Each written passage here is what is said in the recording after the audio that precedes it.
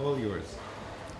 You're both very active in choosing movies for movie festivals, so I was wondering, is there sort of a recipe, like what's going to work with the audience, or you just go with your gut feeling and hope for the best?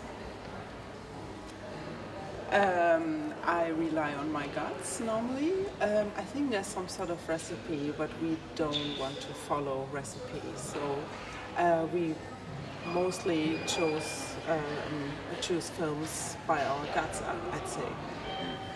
And I think the special one at our festival is that we are a huge collective who does organize the festival, where everybody has his or her vote. So the program, or what we are screening, is a collection of the guts of very diverse people. So, and that's good with our diverse audience also. So usually there's something for everybody in our program. Here in Israel, we are the biggest LGBTQ movie festival, but I guess in Germany there is sort of a diversity and people can choose where they want to go if they are into this. Tell me a bit about the LGBTQ movie festival culture of your country. Well, the Hamburg Queer Film Festival is the oldest, so maybe it's the beginning of the culture. I don't know. Now there are a lot of queer film festivals in different cities, and we are more or less in the same time. Most of them are in autumn, so October, November, and we don't see ourselves as concurrenting festivals. Mm-hmm. We work together in an association which is called Queer Scope, and we meet during the year what films we all are going to show, and so in this way we can reduce like fees if we do talk to the distributors, or we invite guests and they travel around to different cities. So it's like working together. It's a film family. It feels like that. And there are specific lesbian festivals, as far as I know, right? I heard of it. I only know the Freiburg Lesbian Film Festival. Maybe there are a few more, but I think they are rather in small cities. So I think the bigger ones are quite diverse. You're judging shorts, and I was wondering, is it easier to be a jury in short movies? Like, I'm just thinking with the rational mind that maybe you're not getting so much distracted if a movie is short, and it's easier to focus. There are so many movies to watch. Yeah, we were talking about that. What would be easier if like documentaries or feature films or shorts? It's a lot more movies to watch, and everyone has another topic. And it's like really, now we've been to the gay shorts program, and it was like 7 movies, I don't know. And maybe you have to, 6. And it's like really quick, like changing, and and then you have to wait what your guts say probably. I have no idea what's easier. How is it so far in Tel Aviv? When did you arrive? How was it until now?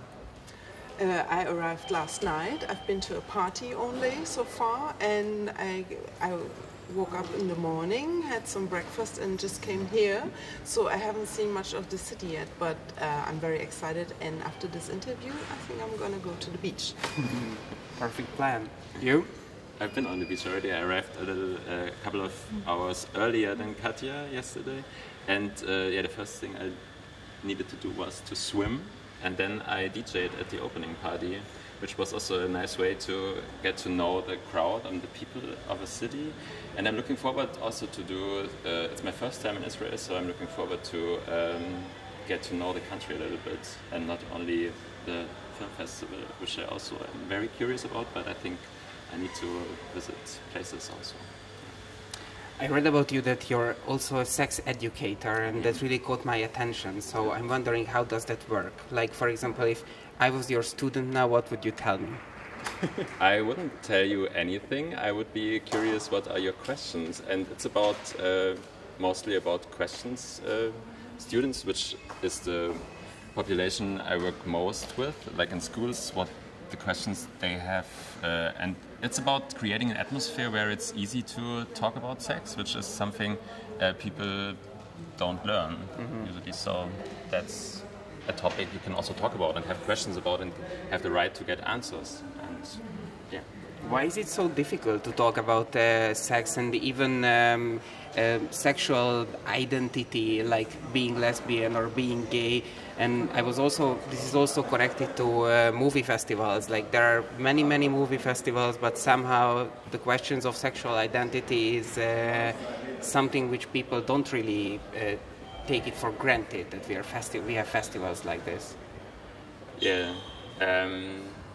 I think the importance in queer film festivals is also in times where you can watch a lot on the internet, like related to queer film. Mm-hmm. The event of coming together and watching films together and creating community. Yeah, I think that's also pretty much what the Hamburg Queer Film Festival is about. You can actually, if you don't want to come to Hamburg, you can go and watch the documentary about our festival, which is screening on Monday here, to get a little feeling how the energy in Hamburg is when the festival happens. It's like special, I guess. It's a completely volunteer-run festival, right? How does that go? I mean, the people sign up, or you have regulars? It's a bit difficult to explain. We always wonder how it actually works, but we still have some sort of regulations to make everything work. But rules are there to be bended, so we often do that.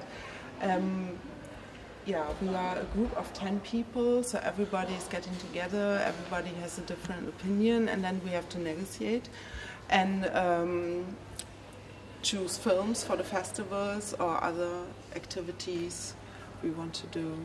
So I think, it depends. I think it's still better than working in a hierarchical system, but